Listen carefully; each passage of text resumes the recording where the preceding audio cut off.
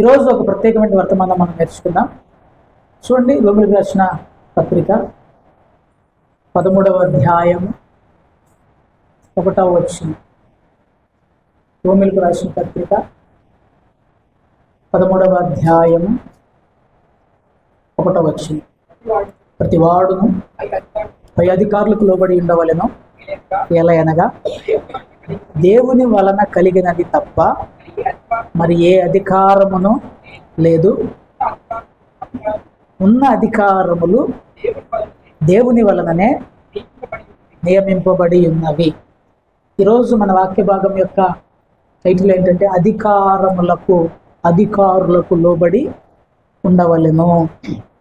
So ఏ అధికారులు, ఎటువంటి వారు ఉన్నారు, అసలు ఈ అధికారం ఎవరిచ్చారు, ఇవన్నీ మనం ధ్యానం చేద్దాం. అధికారులకు లోబడి ఉండవలెను. అయితే ఇక్కడ మనం జాగ్రత్తగా గమనించినట్లయితే ఈ యొక్క వచనములో ఒక ప్రత్యేకమైనటువంటి మాట రాయబడుతూ ఉన్నది. ఏంటిదయ్యా అంటే, నెంబర్ 1 మనం జాగ్రత్తగా మొదట గ్రహించాల్సిన విషయం ఏంటంటే, అధికారములు, ప్రతి అధికారము దేవుని వలననే నియమింపబడి ఉన్నవి. అధికారములు జాగ్రత్తగా గమనించండి. అధికారములు ఎవరిచ్చారు అని ఆలోచన చేస్తే, దేవుని వలననే ఒక వ్యక్తికి అధికారము అనుగ్రహించబడుతుంది. గుర్తుపెట్టుకోండి, నా అంతట నేను అధికారం తీసుకోవాలంటే నాకు రాదు.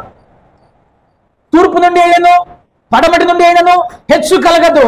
హెచ్చు కలగ చేయువాడు దేవుడే అని బైబిల్ స్పష్టంగా తెలియచేస్తున్నది. తూర్పు నుండి కానీ పడమటి నుండి కానీ హెచ్చు కలగదట. నేను హెచ్చించుకుంటే నేను గొప్పవాడిని అయిపోను. కానీ దేవుని యొక్క లేఖనం ఏమి తెలియజేస్తుందంటే, హెచ్చు కలగ చేయువాడు దేవుడు అని చెప్పేసి స్పష్టంగా బైబిల్ తెలియజేస్తున్నది. అధికారము అనేటువంటి మాట మనం జాగ్రత్తగా ఆలోచన చేస్తే, ప్రభుత్వము లేదా నియంత్రణ మరియు ఆధిపత్యము అనేటువంటి పదాలు దానికి మనకి కనపడుతూ ఉంటాయి. ప్రభుత్వము, రెండవది అధికారం అంటే ఏంటిది అర్థం అసలుకి? చాలాసార్లు మనము బయట కొంతమందిని చూస్తూ అంటుంటారు, ప్రభుత్వం మాది, అధికారం మాది, కాబట్టి మేము నియంత్రించగలుగుతాం, మేము కట్టడి చేయగలుగుతాం. బిడ్డలారా, ప్రభుత్వము, అధికారము, లేకపోతే నియంత్రణ, ఆధిపత్యము, జాగ్రత్తగా గమనించినట్లయితే ఈ అధికారములన్నీ ఎవరిస్తున్నారయ్యా అంటే దేవుడు అని చెప్పేసి స్పష్టంగా బైబిల్ తెలియజేస్తున్నది. చూడండి, సామెతల గ్రంథము 8వ అధ్యాయము 15-16 వచనాలు మనం జాగ్రత్తగా ఆలోచన చేస్తే, సామెతల గ్రంథము 8వ అధ్యాయము 15వ వచనం 16, నా వలన రాజులు ఏలుదురు, న్యాయమును బట్టి పాలన చేయుదురు, నా వలన అధిపతులను, లోకములోని ఘనులైన న్యాయాధిపతులందరూ ప్రభుత్వము చేయుదురు. స్పష్టంగా దేనికి లేఖనం తెలియజేసిన జాగ్రత్తగా, నా వలన రాజులు ఏలుదురు. ఎవరి నా అంటే ఎవరు? నా వలన రాజ్యం వస్తుంది, నా వలన ప్రభుత్వం వస్తుంది, నా వలన అధికారం వస్తుంది, నా వలన గనులైనటువంటి వారు ఏలతారు, నా వలన ప్రభుత్వం చేస్తారు, నన్ను బట్టి నేను అనుమతి ఇవ్వగా. హల్లెలూయా, స్తోత్రం చెప్పండి, హల్లెలూయా. మొదటగా నేను ఏం చెప్పదలుచుకున్నానంటే, అధికారము అనేటువంటిది దేవుడు ఇచ్చేటువంటిది. గుర్తుపెట్టుకోండి, ఏంటిది? ఎవరు ఇచ్చేటువంటిది? దేవుడు. నువ్వు నేను మన ఇష్టం ఒక వ్యక్తి ఉండొచ్చు, మన ఇష్టంలో ఒక రాజు ఉంటే బాగుంటుంది, మన ఇష్టంలో ఒక నాయకుడు ఉంటే బాగుంటుంది, మన ఇష్టంలో ఒక ప్రభుత్వం ఉంటే బాగుంటుంది అని నీకు నాకు కోరికలు ఉండొచ్చు. నీ కోరిక, నా కోరిక అది ఎందుకు విలువైనటువంటిది కాదు. దేవుని యొక్క లేఖనం తెలియజేస్తున్నది మన కోరిక కాదు. దేవుడు అన్నాడు, నా వలన. జాగ్రత్తగా ఆలోచన చేయవలసిన వారం అంటున్నాం. చూడండి, అదే కొంచెం మనం ముందుకు వెళ్తే దేవుని గురించి రాయబడిన మాట మొదటి సమూయేలు గ్రంథము 2వ అధ్యాయము 8వ వచనములో, మొదటి సమూయేలు గ్రంథము 2వ అధ్యాయం 8వ వచనం, క్షమించండి, మొదటి సమూయేలు, 2వ సమూయేలు కాదు, మొదటి సమూయేలు 2వ అధ్యాయము 8వ వచనం. దరిద్రులను అధికారులతో కూర్చుండబెట్టుటకును మహిమ గల సింహాసనమును స్వతంత్రింపజేయుటకును మంటిలో నుండి ఎత్తువాడు ఆయనే, లేవనెత్తువాడు ఆయనే, యెహోవా వశము వాటి మీద ఆయన నిలిపి ఉన్నాడు. ఇక్కడ ఆయనే ఆయనే ఆయనే అనేటువంటి మాట రాయబడింది. ఆయనే అంటే దేవుడు. సింగులరా ప్లూరలా? ఆయన మాత్రమే, ఆయనే సింగులర్. అధికారం ఇచ్చేవాడు ఆయన ఒక్కడే. ఆయన కూడా ఇస్తాడు అంటే ఇంకోడెవడో ఉన్నట్టు. ఆయన కూడా కాదు, ఆయనే. దరిద్రులను అధికారులతో కూర్చుండబెట్టుటకు రాజు గొప్ప, గాడిదలు కాచుకునేవాడు గొప్ప. అమ్మా, ఏది కోరుకుంటారు మీరు? మిమ్మల్ని ఏమైనా కోరుకుంటారు? రాజుగారు దేవుడు ప్రత్యక్షం మీరు కోరుకుంటారా? మీకు రాజు కావాలా, గాడిదలు కాచుకోవడం కావాలా మీకు అన్నాడు. మీకు ఏమంటారు? రాజు పోస్టు కావాలా, గాడిదలు కాచుకునే పోస్టు కావాలంటే ఏమంటారు? రాజే కావాలి. ఎందుకు? కుర్చీ అనేటువంటిది చాలా డేంజర్, గుర్తుపెట్టుకోండి. ఎప్పుడు కూడా కుర్చీకి అలవాటు పడమాకండి. కుర్చీ అనేటువంటిది అలవాటు పడితే ఆస్తులతో సహా అమ్మి కుర్చీ కోసం ప్రయత్నం చేస్తారనమాట. ఎవరు? గాడిదలు కాల్చుకునే ఆయన ఎవరు? సౌలు. గాడిదలు కాల్చుకుంటూ ఉంటే, గాడిదలు పోయి ఎత్తుకోవడానికి పోతా ఉంటే దేవుని తన సేవకుని పంపించిన, రా ఇశ్రాయేలులకు రాజుగా నిన్ను అభిషేకించాలరా, నా వంశం ఏ పాటిది, నేనే పాటి వాడను. ఇదే సౌలు నీ రాజ్యము తీసివేసి అక్కడ దావీదుకి ఇస్తానంటే ఆ కుర్చీ కొరకు ఎంత కొట్లాడినాయా అంటే, ఆ కుర్చీ అంటే గాడిదలు కాసుకున్నామని తీసుకొచ్చి కుర్చీ మీద కూర్చోబెడితే హ్యాపీ. తప్పు చేశావు, నీ కుర్చీ తీసేసి ఇంకొకరికి ఇస్తున్నా అంటే, ఆడు లేకపోతే నా కుర్చీ పదిలేము ఉంటుంది కానీ చెప్పేసి అతను చంపడానికి ప్రయత్నము. కుర్చీకి అలవాటు పడ మాకండి, దేవుని చిత్తానికి అలవాటు పడండి. ఇప్పుడు ఆలోచన చేయవలసిన వారం వెంటనే. నాకు తెలిసిన ఒక బ్రదర్ ఉండే, ఒక పాస్టర్ గారు ఉండే, ఇప్పుడు లేట్ చనిపోయాడు పాపం, ఆయన పేరు చెప్పను. మీటింగ్లో ఏమైనా జరుగుతుంది అనుకో, ఆ చివరి కుర్చీ తీసుకుని ఆయనంతా ఆయన తెచ్చి మేము స్టేజ్ మీద తీసుకొని కూర్చునేవాడు. ఎవరు అవసరం లేదు. నేను ఒకసారి అన్నా, ఎందుకే మన ఇజ్జత్ పోతుంది, కుర్చీ బట్ట రజనీ, మనం వెనకంటే మనల్ని మర్చిపోతారు జనాలు, వాళ్ళు పిలవసరం లేదు, మనం తెచ్చేసుకోవటమే. అధికారం అనేటువంటిది నువ్వు కోరుకుంటే రాదు.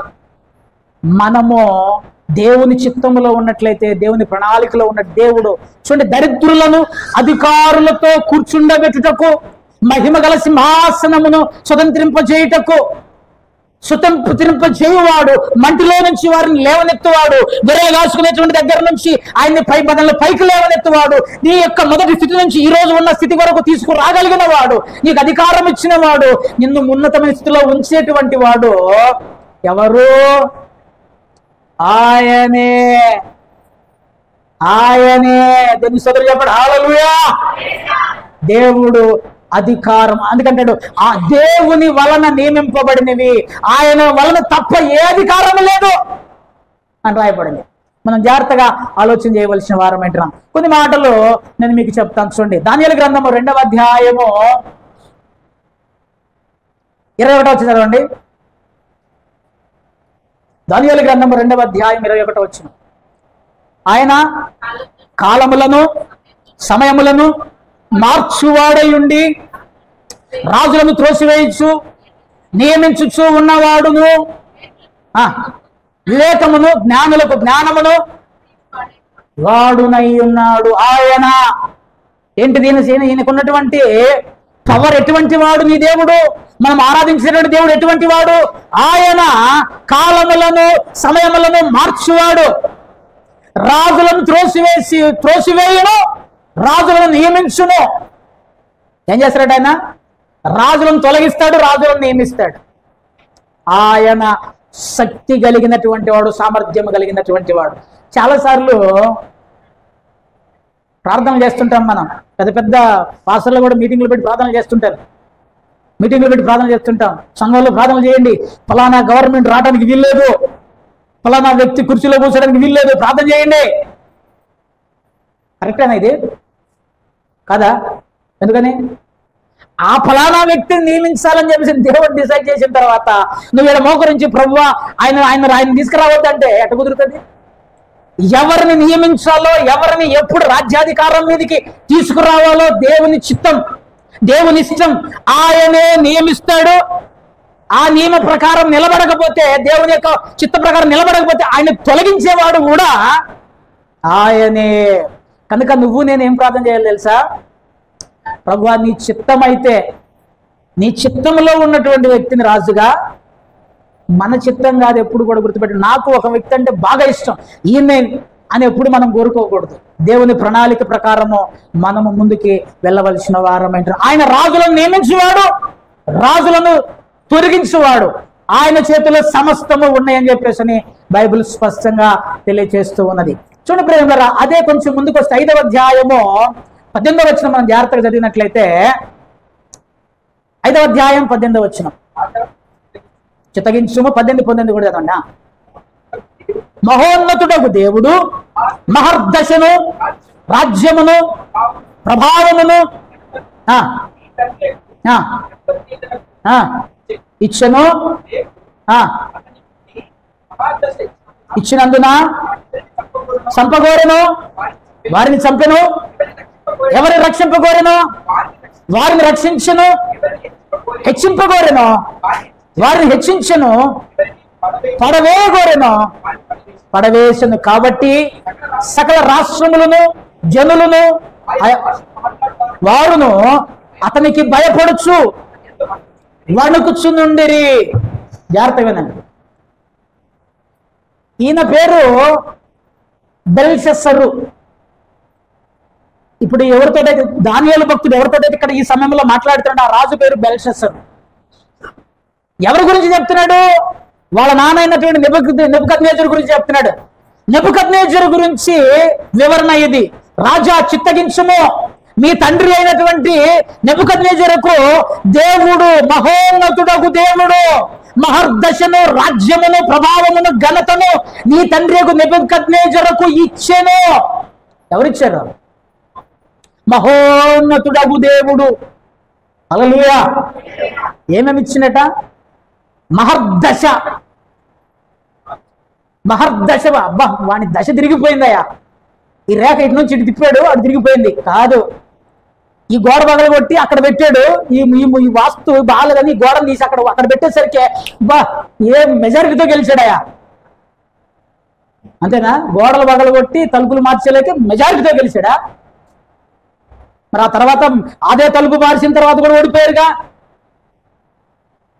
ఆలోచన చేయాలి. ఒక వ్యక్తికి ఒక రాజ్యమును ఇచ్చేటువంటి వాడు. మహర్దశ, రాజ్యము, ప్రభావము, ఘనత. ఘనత అంటే ఏంటి చెప్పండి? కీర్తి, ప్రతిష్ట. అబ్బా, ఇటువంటి వాడయా, ఎంత గొప్పవాడు, ఎంత జ్ఞానం, ఎంత తెలివి, ఎంత.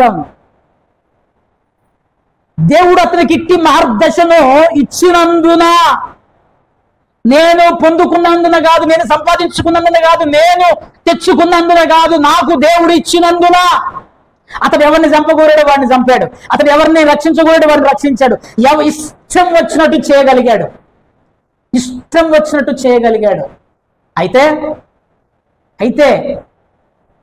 ఇక అంతేనా? ఇక నాకు దేవుడు రాజ్యం ఇచ్చాడు, నాకు అధికారం ఇచ్చాడు కనుక అని చెప్పేసి ఎవరైనా కూడా దేవుని యొక్క దేవుని చిత్తంలో లేకుండా ఇష్టానుసారంగా ప్రవర్తిస్తే దీనికి లేఖనం తెలియజేస్తుంది. జాగ్రత్తగా గమనించండి. 20 వచ్చింది. అతడు మనస్సున అతిశయించి చేయుటకు కఠినము చేసుకొనగా అతని ఘనతను పోగొట్టెను. జాగ్రత్తగా వినండమ్మా. హల్లెలూయా.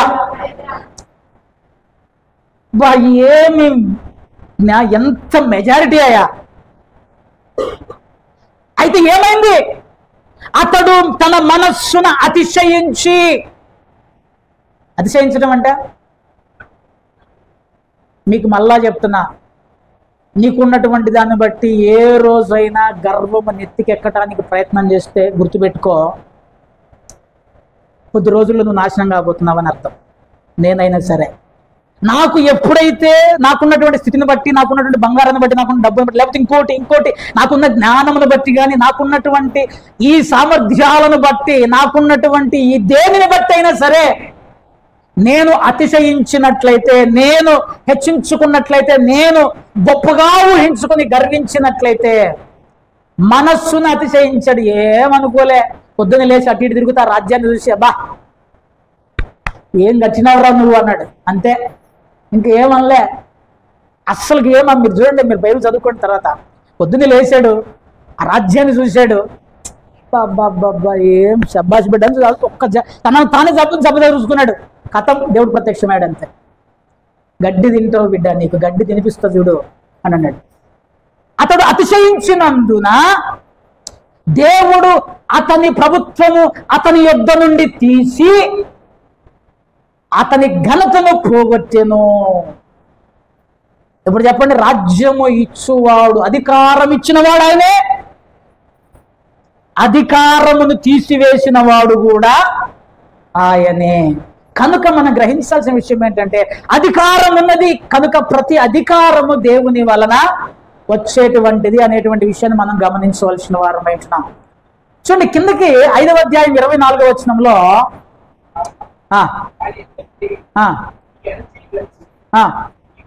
ఈ వ్రాతను వ్రాసిన శాసనం ఏదనగా, మేనే టేకిల్ వుఫార్సిస్.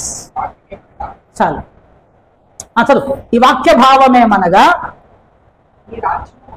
మేనే అనగా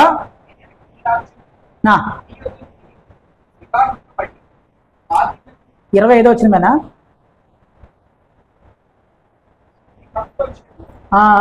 ఈ వాక్య భావమేమనగా, మేనే అనగా దేవుడు నీ ప్రభుత్వ విషయములో లెక్క చూచి దాన్ని ముగించేనో. క్లోజ్. అలా కొడుకు చెప్తున్నాడు. ఈ కొడుకు ఎటువంటి వాడు? పాపం కొద్దిగా బాగానే ఉన్నాడు స్టార్టింగ్ లో, జాగ్రత్తగా ఉందండి. ఒక కలబడింది, బిత్తరపోయాడు. ఆ కళం చూసి ఆందోళన, గలిబిలైపోతున్నాడు. వాళ్ళ రాజ్యంలో ఉన్న వాళ్ళందరం ఎవరితో కాలే. అప్పుడు వాళ్ళ ఆవిడ వచ్చింది, రాణిగారు వచ్చి, ఏం నాయన ఎందుకు నువ్వు అంత ఇబ్బంది పడుతున్నావు? మీ నాన్న దగ్గర ఒక వ్యక్తి పనిచేసిన ఆయన ఉన్నాడు, ఒక ఆయన దేవతల ఆత్మ కలిగిన వాడు, ఆయన పిలిపించుకో అన్నాడు. దానియేలు పిలిచారు, దానియేలు వచ్చాడు. ఓకే అయ్యా, ఈ స్టోరీ మొత్తం చెప్పాడు. పైన స్టోరీ అంతా, మీ నాన్నకి ఎట్లా ఇచ్చాడు. ఇది చూచి కూడా, ఇది గమనించి కూడా, జాగ్రత్త గుర్తుపెట్టుకోండి అమ్మా. ఒకడు పాడైపోతున్నాడు అంటే అర్థం ఏంటో తెలుసా? నీకు ఒక ఉదాహరణ. అతన్ని చూచి కూడా చాలా మంది ఇప్పుడు ఏమవుతున్నారంటే మోటివేట్ అవుతున్నారు. వాడు తప్పు చేశాడు, నేనెందుకు చేయకుండా ఉండాలి? వాని అంతము నీ అంతము రెండు ఒకటే అవుతాయి. మంచిగా అందరిని పిలుచుకున్నాడు, పార్టీ పెట్టి యెరూషలేము నుంచి తీసుకుని వచ్చినటువంటి ఆ యొక్క మందిర ఉపకరణాలను తీసుకొచ్చి దాంట్లో ద్రాక్షారసము మద్యము పోసి ఎంజాయ్ చేయడం మొదలుపెట్టాడు. ఒక్కసారిగా ఒక అరచేయి వచ్చింది, గోడ మీద రాయటం మొదలుపెట్టింది, మేనే టేకిల్ వుఫార్సిస్. ఒక చెయ్యి మొత్తం వచ్చి గోడ మీద రాసింది అనుకో, బాగానే ఉంటది. అరచెయ్యే వచ్చి ఉట్టి మొండి అరచెయ్యి, ఇదిగో దీని ఇంతవరకే, ఇక్కడ ఇంతవరకు వచ్చి గోడ మీద రాస్తుంది అనుకో, ఎట్లుంటది? అసలు ఈ రోజుల్లో దాన్ని కనుక వీడియో తీయగలిగితే ఏఐ టెక్నాలజీలో మ్యూజిక్ వేసి డెడ్ వాడికి చూసేటోడికి గుండె గడ్డ వణుకుతుందేమో. వణికింది రాజుకి, గుండె అవిసిపోయింది. దేవుడు నీకు రాజ్యం ఇచ్చాడు. మీ తండ్రి అతిశయిస్తే అతన్ని గడ్డి తినిపించాడు మీ తండ్రిని. అది చూచి కూడా నువ్వు మారు మనసు పొందలేదు. అది చూచి కూడా నువ్వు అతిశయించి దేవుని యొక్క ఉపకరణాలలో, మందిరం యొక్క ఉపకరణాలలో, వస్తువులలో నువ్వు ద్రాక్షరసము తాగి దేవుణ్ణి అవమానపరిచావు. కనుక నీ రాజ్యము విషయములో, నీ యొక్క ప్రభుత్వం విషయములో దేవుడు లెక్క చూసి, హల్లెలూయా, లెక్క చూసి ఏం చేశాడు చెప్పండి? ముగించడని చెప్పండి. ఇప్పుడు నాది ఇక్కడ ఒక చిన్న ప్రశ్న. బెల్షస్సరు రాజు యొక్క లెక్క ముగిస్తాడా? ప్రతి ఒక్కని లెక్క కూడా ముగిస్తాడా? అందుట్లో నేనున్నా, నువ్వున్నావు, గుర్తుపెట్టుకో. ఎవడైతే దేవుడిచ్చిన అధికారమును, ఆధిపత్యమును, ఆ యొక్క సామర్థ్యమును అనవసరంగా వాడుకోవడానికి ప్రయత్నం చేస్తాడో దేవుడు లెక్క ముగించెను అని రాయబడింది. అధికారం ఇచ్చువాడు ఆయనే, అధిపతులు నియమించువాడు ఆయనే, సింహాసనం రాజులను నియమించువాడు ఆయనే. చూడండి, ఇక్కడ మీకు ఒక మంచి ఎగ్జాంపుల్ చెప్తా. 2వ రాజుల గ్రంథం 5వ అధ్యాయము 1వ వచనం, త్వరగా 2వ రాజుల గ్రంథం 5వ అధ్యాయము 1వ వచనం. సిరియా రాజు నయమాను అను ఒకడుండెను. యెహోవాయే సిరియా దేశమునకు జయము కలగజేసి ఉండెను. చాలు, మనందరికీ నయమాను గురించి బాగా తెలుసు. కుష్ఠవ్యాధిగ్రస్తుడు వచ్చాడు, నీళ్ళలో మునిగాడు, అర్థంలో పోయాడు, స్వస్థపరచబడ్డాడని. కానీ దానికంటే అతని యొక్క క్యారెక్టర్ చూడండి. సైన్యాధిపతి, సిరియా వాడు. సిరియాకి ఇజ్రాయెల్కి సంబంధం ఏముంది? వాళ్ళిద్దరు ఇప్పటికీ తందుకొని చేస్తున్నారు. వైరము, కొట్లాట. సిరియా మీద బాంబు. సిరియా వాళ్ళు ఎప్పుడు దొరుకుతారు ఇజ్రాయెల్ అని బాంబులు వేయడానికి వాళ్ళు దొరుకుతున్నారు. వాళ్ళు ఎప్పుడు గిల్లి మొన్న ఏదో సంధి అన్నారు, 2 రోజులకి బాంబులు వేసుకుంటారు. 24 గంటలు బాంబులు పడుతూనే ఉంటాయి అక్కడ. మరి అటువంటి వాడు మన శత్రువు కదా వాడు. మరి అటువంటి వాడికి మనకి దేవుడు ఎందుకు సాయం చేయాలి? చూడండి, బైబిల్ చెప్తుంది, యెహోవాయే సిరియా దేశమునకు జయము కలగ చేసిన అతని చేత. సో దేవుడు రాజ్యములను నియమించువాడు, దేవుడు అధికారములను ఇచ్చేవాడు, దేవుడు రాజులను నియమించువాడు. దేవుడు నీకు నాకు అధికారము లేకపోతే ఆధిపత్యము ఇవ్వగలిగినటువంటి వాడు. దేవుడి నుంచి వచ్చిన అధికారము తప్ప వేరొక అధికారము ఈ భూమి మీద ఏది లేదు. దేవునికి స్తోత్రం చెప్పండి. హల్లెలూయా. మొదటిది. రెండవది, ఇప్పుడు క్రైస్తవులమైన మనము 2 రకాల అధికారాలకు లోబడాలి. ఏం చెప్తున్నాడు అక్కడ? 13:1 లోబడియుండుడి అని రాయబడింది. ఏముంది 13:1? చదవండి. ప్రతివాడును పై అధికారులకు లోబడి ఉండవలెను. లోబట్టం అంటే ఏంటిదమ్మా? హల్లెలూయా. 2 చేతుల పైకి చెప్పండి. హల్లెలూయా. చేతులు కొంచెం గట్టిగా, గొంతు కొంచెం పెద్దగా. హల్లెలూయా. వీళ్ళిద్దరికి చేతులు లేవు. రైట్. లోబడటం అంటే ఏంటిది? విధేయత చూపటం, అనుసరించటం, దానిని లోబడటం అంటే. నేను ఒక మాట చెప్పా, దాన్ని ఆ పని చేసేటనుకో అది లోబట్టం. రోడ్డుకి ఎడం పక్క నడవండి అనేటువంటిది రూలు.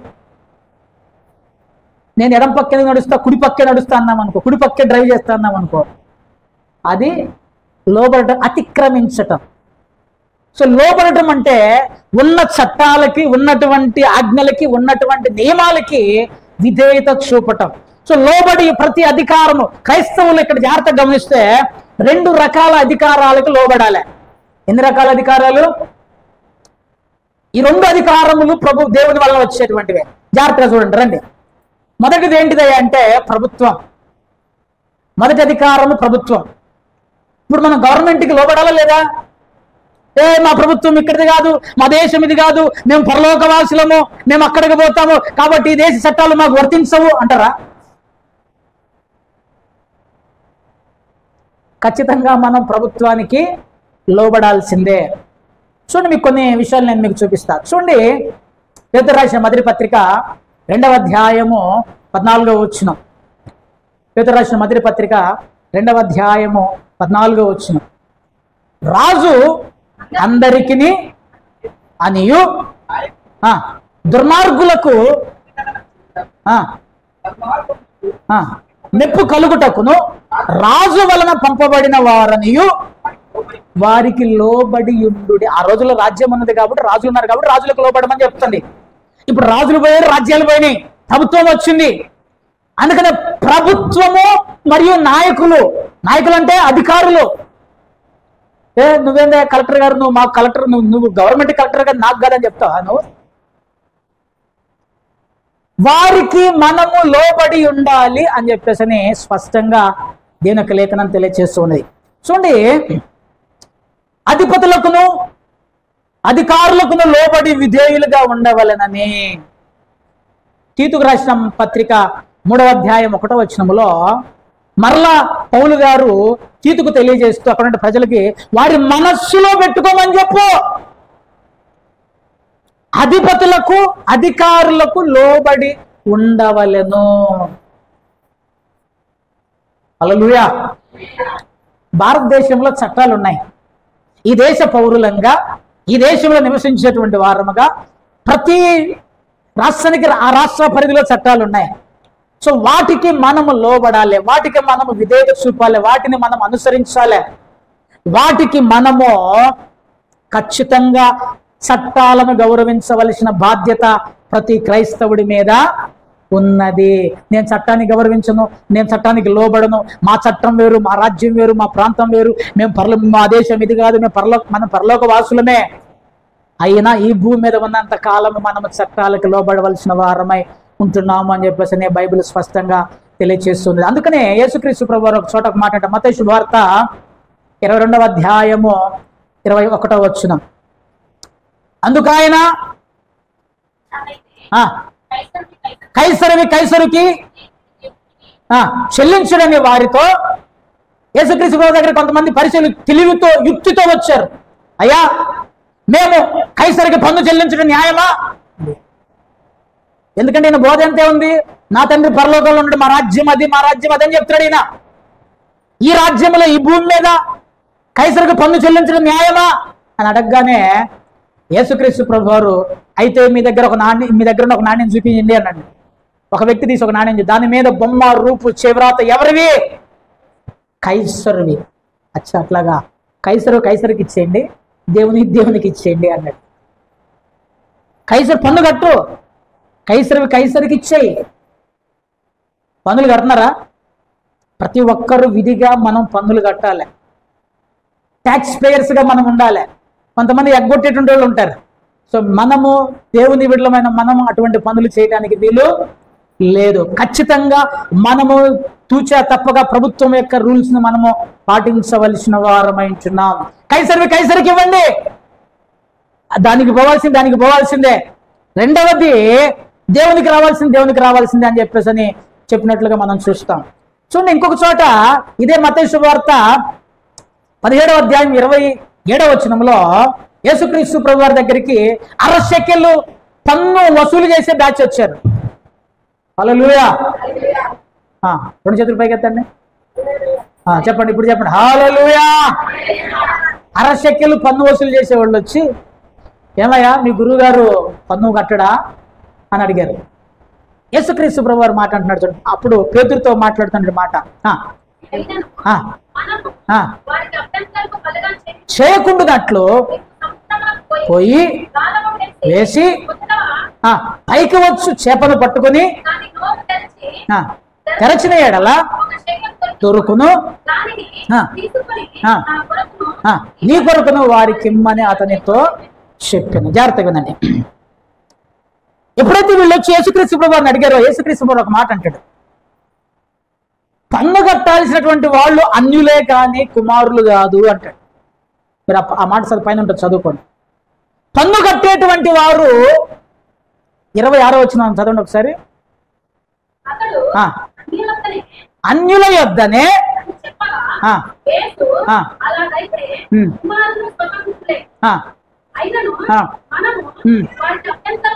కలగకుండా నిమిత్తము చాలు.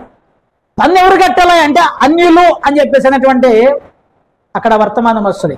ఎందుకంటే వీళ్ళు ఇజ్రాయిల్ దేశంలోనే ఉన్నారు, ఆ దేశస్తులు పన్ను కట్టాల్సినటువంటి అవసరం లేదు. మనం కుమారులము, పన్ను కట్టాల్సిన అవసరం లేదు. అయినా వారికి అభ్యంతరం కలగకుండా నిమిత్తము, ఎవరికి? పన్ను అడగడానికి వచ్చినడికి అభ్యంతరం కలగకుండా నిమిత్తము నువ్వు పోయి సముద్రంలో గాలం వెయ్యి, ఒక చేప వస్తుంది, ఆ చేపలో ఒక షెకెల్ ఉంటుంది, 60 షెకెలు పన్ను కట్టాలి, నీకొక 60 షెకెలు నాకొక 60 షెకెలు, ఇద్దరు కలిపి పన్ను కట్టుకో అంటాడు పేతురుతో. ఇక్కడ మనకేమర్థమవుతుంది? మనము ఇతరుల యెహోవాకు అభ్యంతరం కలగకుండా మనము చట్టాలకు లోబడేటువంటి వారముగా ఉండవలసిన వారమై ఉంటున్నాం. దేవునికి స్తోత్రం. హల్లెలూయా. ఇక్కడ మీకు ఒక ఎవర్ లాస్టింగ్ ప్రిన్సిపల్ అంటారు దీన్ని. ఇది మళ్ళా గుర్తుపెట్టుకోండి. అన్న నువ్వు సగమే చెప్పు, ఇంకో సగం చెప్పలేదు అంటారేమోనని ఇది తీసుకొచ్చా. ఎవర్ లాస్టింగ్ ప్రిన్సిపల్ అంటే నిత్య సూత్రము.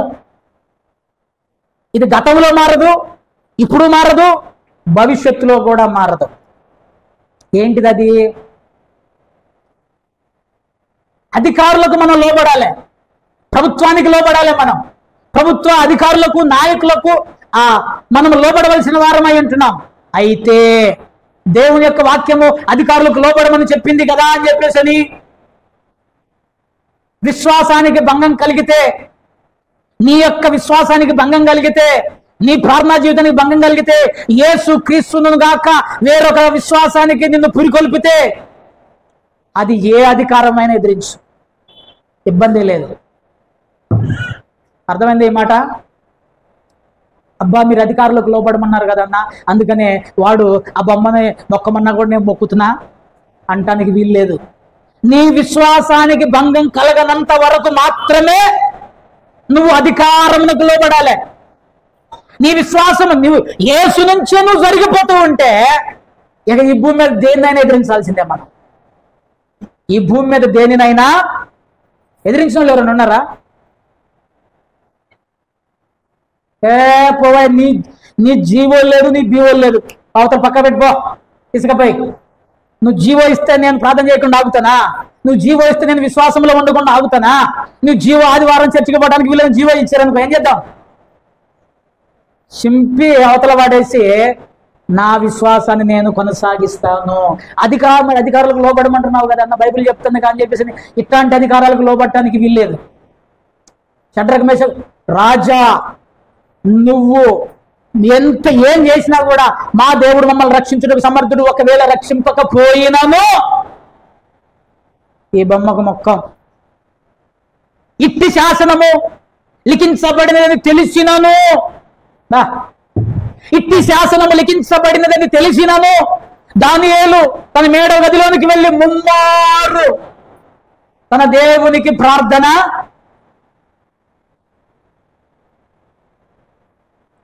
మరి రాజు దేవుడు నియమించిన రాజే, ఆయన కూడా అధికారం రాజుదే కదా.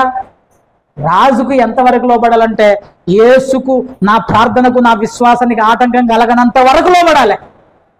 నేను మళ్ళా చెప్తున్నా, యేసుతో నీ సంబంధానికి అడ్డు వచ్చేటువంటిది ఏదైనా సరే అవుట్, అది తీసి పక్కన పెట్టేయటమే.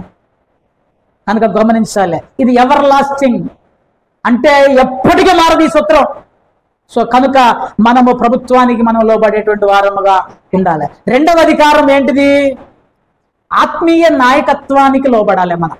రెండవ దేనికి లోబడాలి మనం? ఆత్మీయ నాయకత్వానికి. సో హెబ్రీయులకు రాసిన పత్రిక 13వ అధ్యాయము 17వ వచనం. హెబ్రీయులకు రాసిన పత్రిక 13వ అధ్యాయము 17వ వచనం. ఉన్నవారు మీ ఆత్మలను కాయిచున్నారు, చేసిన ఎడల మీకు నిష్ప్రయోజనము కనుక చేయనట్లు మాట విని వారికి లోబడి ఉండుడే. రెండో దేవుడికి లోబడాలి. ఆత్మీయ నాయకులకు, సేవకులకు, దేవుని యొక్క పరిచర్యలో ఎందుకు లోబడాలంటే ఇక్కడ కొన్ని మాటలు రాయబడ్డాయి. మీ పైన నాయకులుగా ఉన్నవారు లెక్క ఒప్పజెప్పవలసి ఉన్నారు. లెక్క ఒప్పజెప్పడం అంటే ఏంటిది? ఏం లెక్క చెప్పాలి? నీ దగ్గర ఒక 60 ఆత్మలు ఉన్నాయి బాబు, 60 మంది నేను నీకు శాంక్షన్ చేసిన 60 మందిని, లేకపోతే 100 మందిని శాంక్షన్ చేసి నీ దగ్గర 100 మంది ఆత్మలు పెట్టారు. ఈ 100 మంది ఆత్మల లెక్క నాకు చెప్పు. ఎవరెవరికి నువ్వు ప్రార్థన చేసినావు, ఎవరెవరికి వాక్యం చెప్పావు, ఎవరెవరిని నువ్వు సరి చేసావు, ఎవరెవరికి బుద్ధి చెప్పావు, ఈ లెక్క ఎవరు చెప్పాలి?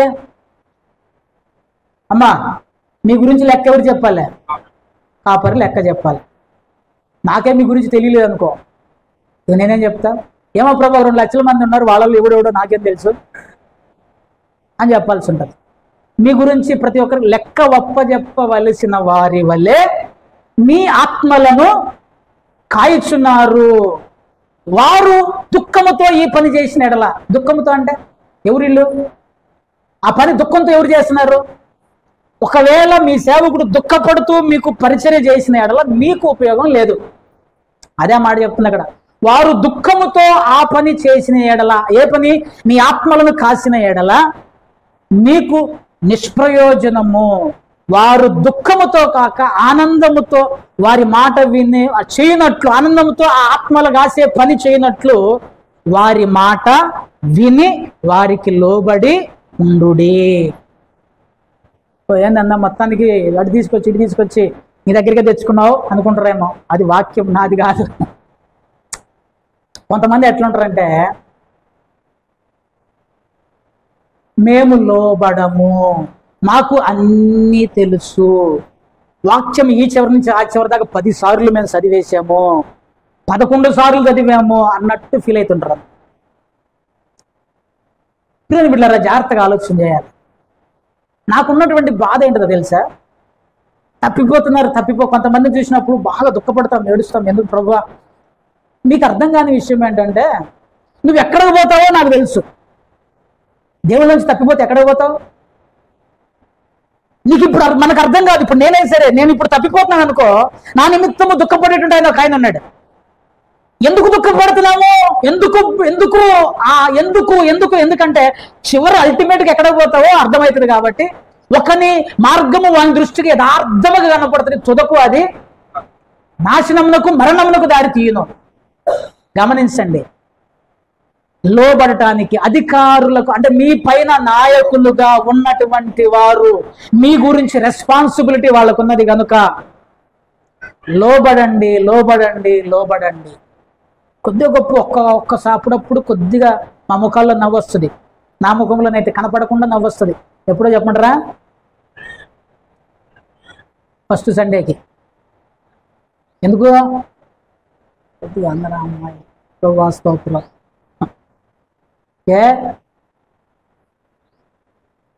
ఆయన చెప్పుకుంటాడు, మా పని మాదే. చూడండి ప్రేమికులారా, ఆలోచన చేయండి. తిమోతికి రాసిన మొదటి పత్రిక 5వ అధ్యాయము 17వ వచనం.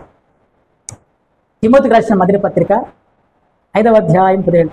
బాగుగా పాలన చేయు పెద్దలను, విశేషముగా వాక్యమందును ఉపదేశమందును ప్రయాసపడు వారిని రెట్టింపు సన్మానమునకు పాత్రులుగా ఎంచవలెను.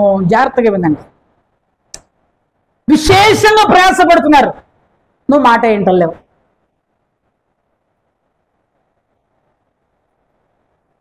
అసలుగా పౌలు గారు తిమోతికి ఏం చెప్తాడో తెలుసా? రెట్టింపు సన్మానమునకు సన్మానం చేయండి. ఏం చేయాలి ఇప్పుడు మీరు నాకు? అరే ఏముంది అక్కడ? సన్మానం ఎట్లా చేస్తారు? నేను ఒకసారి ఒక మీటింగ్ పోయా, ఎక్కువసేపు కూర్చోలే, 10 నిమిషాల్లో లేచి వచ్చేసిన. నేను ఆ స్పీకర్ వాక్యం చెప్పడానికి ఒక ఆయన వస్తున్నాడు. ఇటుపక్క ఒక 10 మంది లేడీస్ నిలబడ్డారు, ఇటుపక్క ఒక 10 మంది లేడీస్ నిలబడ్డారు. వాళ్ళ చేతుల్లో మంచి ప్లేట్లు ఉన్నాయి, పూలు ఉన్నాయి.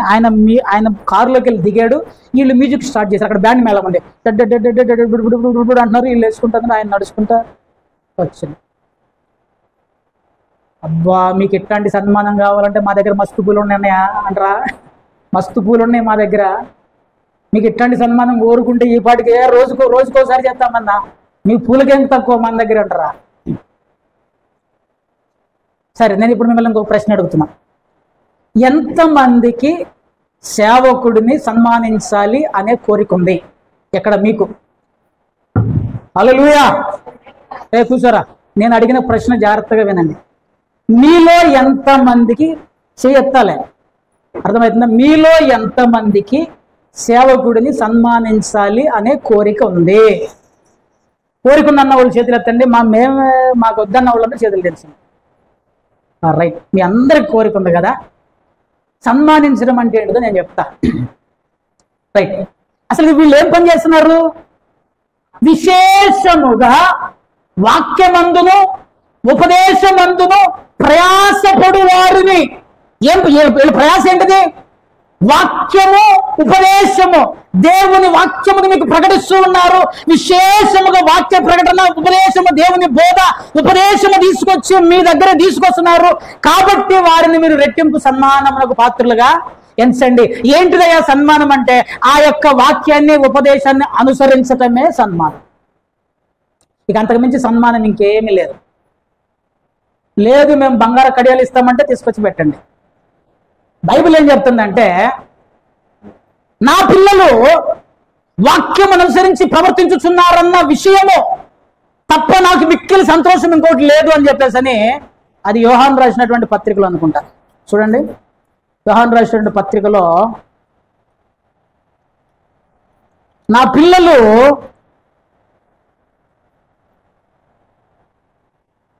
యోహాను రాసిన పత్రిక 3వ పత్రిక 4వ వచనం చదవండి. యోహాను రాసిన 3వ పత్రిక 4వ వచనం. నా పిల్లలు అనుసరించి వినుట కంటే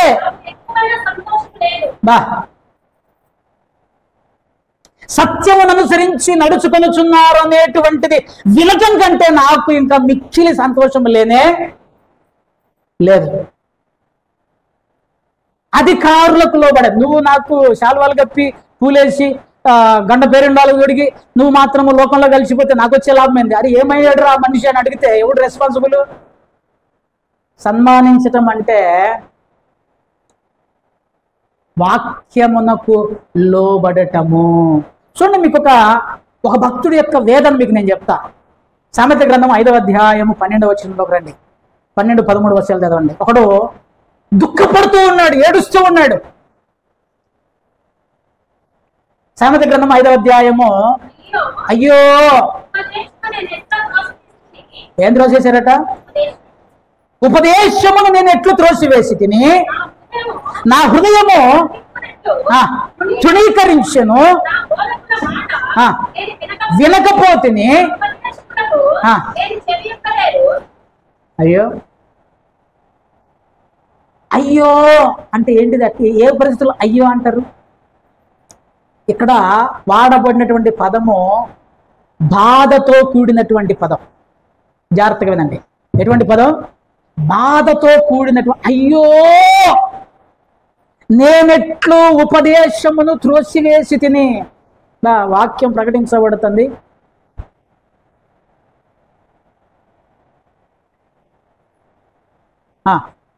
గద్దింపునెట్లు నన్ను గద్దించేటువంటి వాళ్ళు అయ్యారా? మమ్మల్ని గద్దిస్తారా? మేము ఏమనుకుంటున్నారు? మేము ఏమి లేదు. నా బోధకుల మాట నేను వినక. ఇది మామూలుగా చెప్తలేదు, దుఃఖంతో చెప్తున్నాడు. అయ్యో ఏందన్నా దుఃఖంతో చెప్తున్నాడు అంటావంటే నేను మీకు చూపిస్తా. దుఃఖముతో, బాధతో పలుకుతున్న మాట. అయ్యో నేను నా బోధకుల మాట వినకపోతిని, నా ఉపదేశకులకు నేను చెవి యొగ్గలేదు. యొగ్గకపోవడం వల్ల చూడండి కంటిన్యూషన్. నేను సమాజముల మధ్య నుండి ప్రతి విధమైన దోష్ట్యముకు లోబడి కొంచెమే ఎడబాయను అని చెప్పుకొనొచ్చు మూలుగుచు నుండును. మూలగటం ఎప్పుడు? మూలుగు వస్తుందట. మూలుగుతూ చెప్తున్నాడు ఈ మాట. హల్లెలూయా. మీరు ఎప్పుడైనా మూలిగారా? చలి జ్వరం వచ్చినప్పుడు మూలగలే?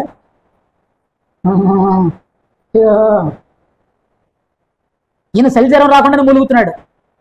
ఎందుకు మూలుగుతున్నాడో నేను మీకు చూపిస్తా. మూలుగుతూ గుర్తు చేసుకుంటున్నాడు. నువ్వు చెప్పుకొనొచ్చు, నువ్వు చెప్పు, నాకు నువ్వే. అబ్బా అన్న చెప్పినప్పుడు వినకపోతేమే, వాక్యం గద్దించినప్పుడు లోపడకపోతేమే, ఇది తప్పు అని చెప్పినప్పుడు ఎదిరించితేమే, ఇది పాపం అని చెప్పినప్పుడు పోయా బాబు మాకు నువ్వు చెప్పొచ్చినావు అంటేమే. నేను నా పరిస్థితి ఆల్మోస్ట్ ప్రతి దౌష్యమునకు లోబడుటకు కొంచెములో తప్పిపోయినా. అంటే ఏంటిది అర్థం?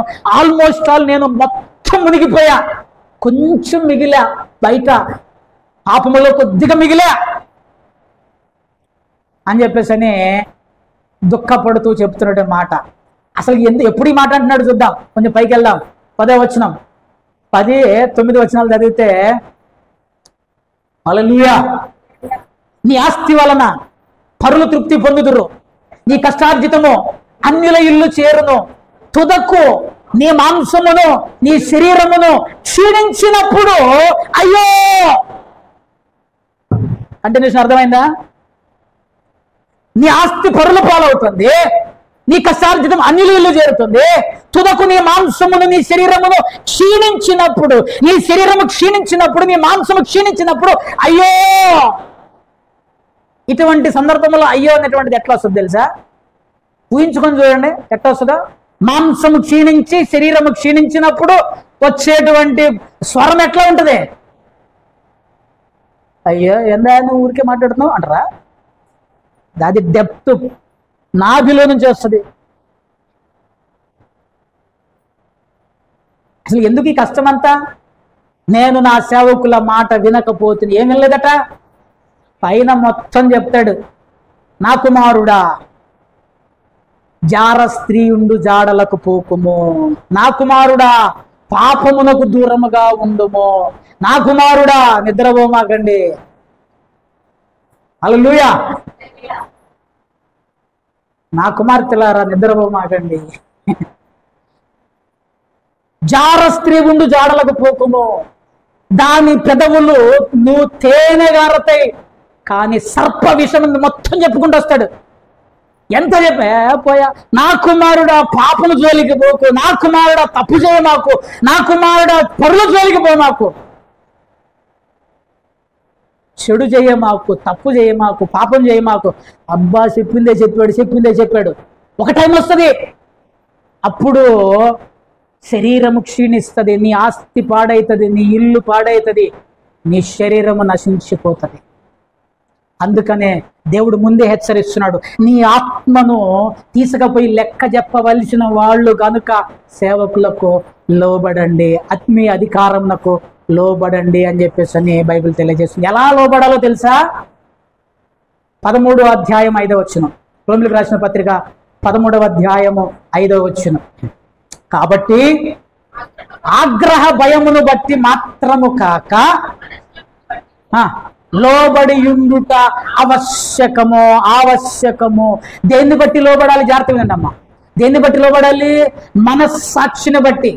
ఆగ్రహ భయమును బట్టి కాక అంటే ఏంటిది? ఆగ్రహ భయమును బట్టి మాత్రము కాకంటే పోకపోతే అన్న ఏందని అంటాడు, సీరియస్ అవుతాడు, అక్క సీరియస్ అవుతాడు, ఎందుకు అట్లేరు అంటారు, కాబట్టి పోవాలి.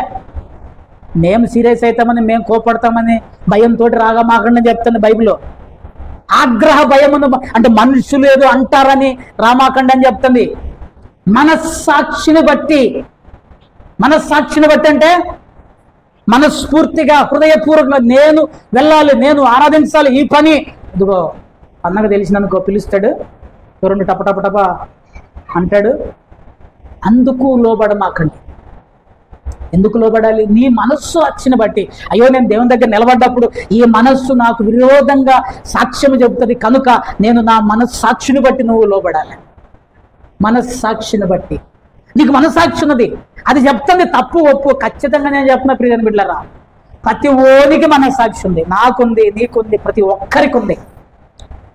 ఈ మనస్సాక్షి తిరిగి రేపు పొద్దున నీకు నాకు విరోధంగా సాక్ష్యం చెప్తుంది. ఏం చెప్తుంది? ఎవరు చెప్తారు? నీ మనస్సాక్షే చెప్తుంది. నువ్వు ఎట్లున్నావు, నీ పరిస్థితి ఏంటిది, నీ జీవితం ఏంటిది, నీ యొక్క జీవిత విధానం ఏంటిది మాకు తెలిస్తే మేము అడుగుతాం. తెలియకపోతే ఎవరు అడుగుతారు? మాకు తెలిస్తే మేము చెప్తాం ఇది తప్పని. తెలియకుండా చేస్తే ఎవరని చెప్పలేరు. కనుక నువ్వు నేను గ్రహించాల్సిన విషయం ఏంటంటే దేవుని యొక్క అధికారమునకు దేవుడు ఇంకోటి, ఈ అధికారం ఎవరిచ్చారు? కాపలా కాసేటువంటి ఆత్మలను కాసే అధికారం ఎవరిచ్చారు? దేవుడిచ్చారు. దేవుడిచ్చిన అధికారమునకు నువ్వు లోబడి ఉండాలి. మనస్సాక్షిని బట్టి మనస్ఫూర్తిగా. నువ్వు తిట్టుకొని ఇంకోటి అనుకొని కాదు, నీ మనస్సులో నిశ్చయించుకొని నేను దేవుని యొక్క వాక్యమునకు లోబడాలి. నువ్వు లోబడినప్పుడు నన్ను సన్మానించినట్టు, నువ్వు లోబడినప్పుడు విధేయత చూపినప్పుడు మమ్మల్ని గౌరవించినట్లు. మేము ఇక్కడ గంటలు రాత్రులు రోజులు వాక్యాన్ని సిద్ధపడి ప్రకటించి తీసుకొచ్చి ప్రజలకు చెప్పి ఒకడు కూడా మారకపోతే, నువ్వు లోబడకపోతే, విధేయత చూపకపోతే నువ్వు బాహాటంగానే మమ్మల్ని తృణీకరించినట్లు. రేపు పొద్దున్న రోడ్డు మీదకి వస్తా, ఈ అయ్యగారు అరిసరిసి పెద్ద పెద్దగా మంచి సూత్రాలు చెప్తారు, ఇంకా వాళ్ళు చర్చోడు ఒక్కడ కూడా ఎన్నన్నారు అనుకో, ఇప్పుడు నన్ను గౌరవించినట్ల లేకపోతే నన్ను అవమానించినట్ల. వాక్యమునకు విధేయత చూపటమే సన్మానం. నేను ఒకసారి శ్రీకాకుళంలో 3 రోజులు వాక్యం చెప్పాను. 3 రోజులు వాక్యం చెప్తే అయిపోయిన తర్వాత అయ్యగారు కూర్చొని అంటే కుర్చీలో కూర్చున్నా, పెళ్లి కొడుకు టోపీ ఉంటుంది తెలుసా మీకు, అది పట్టుకొచ్చాడు మా వాడు. తీసుకో, అది ఏంటిది రా బాబు ఇది, ఇక్కడ మా ప్రాంతంలో ఎట్టగా సన్మానం చేస్తారంటే, నువ్వు చేసుకుని ఆయన సన్మానం అంటే టోపీ పెట్టడం కాదు. నిజంగా టోపీ పెడుతున్నారు, ఈ టోపీ పెడుతున్నారు, వాక్యం అనుకున్న టోపీ పెడుతున్నారు. ఆ టోపీలు కాదు, వాక్యానికి లోబడటమే సన్మానము. హల్లెలూయా. ఆత్మీయ అధికారానికి లోబడి ఉండాలి అని చెప్పేసి బైబిల్ తెలియజేస్తుంది. ఇక్కడ నేను మీకు ఇంకొక ఎవర్ లాస్టింగ్ ప్రిన్సిపల్ చెప్తా. Again everlasting principle. ఏంటిది ఎవర్ లాస్టింగ్ ప్రిన్సిపల్ అంటే? ఏంటిది? నిత్య సూత్రము. ఇది ఎప్పటికీ మారదు. నీ విశ్వాసానికి భంగం కలుగుతుంటే, నేను మళ్ళీ చెప్పను, ఈ మాటలు జనరల్ ఎవరు చెప్పరు. నా వాక్యము వలన, నా బోధ వలన, నా క్యారెక్టర్ వలన నేను చేసేటువంటిది నిన్ను దేవుని నుంచి పక్కకు తీసుకపోతుంటే, దేవునిలోంచి లోకములోనికి నిన్ను లాక్కపోతూ ఉన్నట్లయితే, అబ్బా మా అయ్యగారి మాట కదా వినకపోతే ఎట్టా, ఏమన్నా అనుకుంటారేమో, మా అక్క మాట వినకపోతే, అమ్మగారి మాట వినకపోతే ఏమన్నా అనుకుంటారేమో. దేవుని యొక్క సరళత నుంచి ఏది నిన్ను దూరం చేసిన సేవకునికి మాట కూడా వినొద్దు. అర్థమైంది ఈ స్టేట్మెంట్? ఇది ఎవర్ లాస్టింగ్ ప్రిన్సిపల్. నీ విశ్వాసానికి భంగం కలిగితే, నీ విశ్వాసానికి దేవుని నేను చెప్పానని చెప్పేసి పాపం చేస్తారా మీరు? నేను చెప్పానని చెప్పేసి తప్పులు చేస్తారా మీరు? ఇక అక్క కోసం అని అంటే అబద్ధం ఆడతారా మీరు? నేను చెప్పి ఒక అబద్ధం ఆడంటారా మీరు అని ఆడతారా? ఆడము అని చెప్పాలే. అర్థమవుతుందా? ఆడము. విశ్వాసానికి భంగం కలిగించేటువంటి పని నీ సేవకుడు చెబితే, నీ సేవకుని మాట కూడా వినమాకండి. గుర్తుపెట్టుకోండి, చాలా మంది విశ్వాసులు సేవకుల తప్పులను చూసి వాళ్ళు కూడా చేస్తూ పాడైపోతూ ఉన్నారు. ప్రియమైన బిడ్డలారా, నీ ఆత్మకు నువ్వే ఉత్తరవాదివి. గుర్తుపెట్టుకో, మళ్ళా చెప్తున్నా, నీ ఆత్మకు నువ్వే ఉత్తరవాదివి. నిన్ను నువ్వు రక్షించుకోవాలి, నిన్ను నువ్వు కాపాడుకోవాలి, దేవునిలో నిన్ను నువ్వు సంరక్షించుకోవాల్సిన వాడవై ఉంటున్నావు. సో ప్రియమైన బిడ్డలారా, నేను ఇప్పటి వరకు 3 విషయాలు చెప్పాను, మీకు గుర్తున్నాయో లేదా? మొదటిది ముగిస్తున్నాను నేను. మొదటిది ఏంటిది?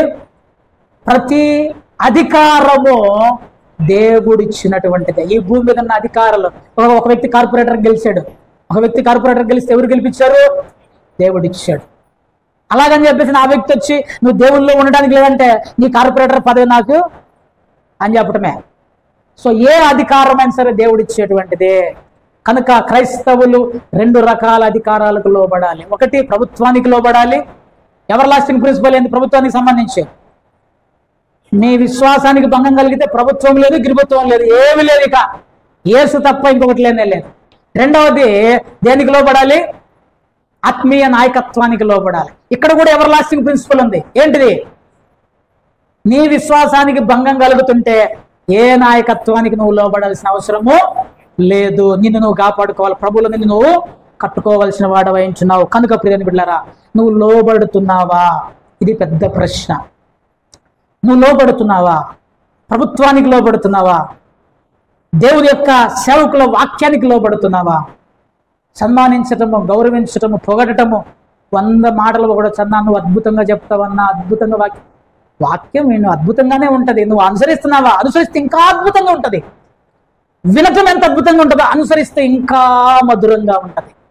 అబ్బా కూర బాగా వండారన్నా, తింటే కదా ఇంకా బాగా రుచి తెలిసేది. వండటం బాగానే వండుతాం, తినటం కావాలి.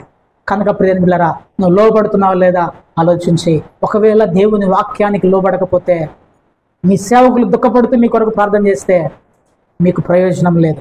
గర్వించొద్దు, అహంకారం తీసుకోవద్దు, లోబడండి, వాక్యానికి లోబడండి. దేవుని సేవ నీ లెక్క ఖచ్చితంగా చెప్పవలసిన బాధ్యత సేవకులకు ఉన్నది. కనుక లోబడండి. వాక్యాన్ని లోబడటం అంటే వాక్యాన్ని అనుసరించటమే, అంతకు తప్ప ఇంక వేరే ఏమీ లేదు. కనుక దేవుని మాటకు లోబడి విధేయత చూపుదాం. దేవుడు మనల్ని దీవించునుగాక.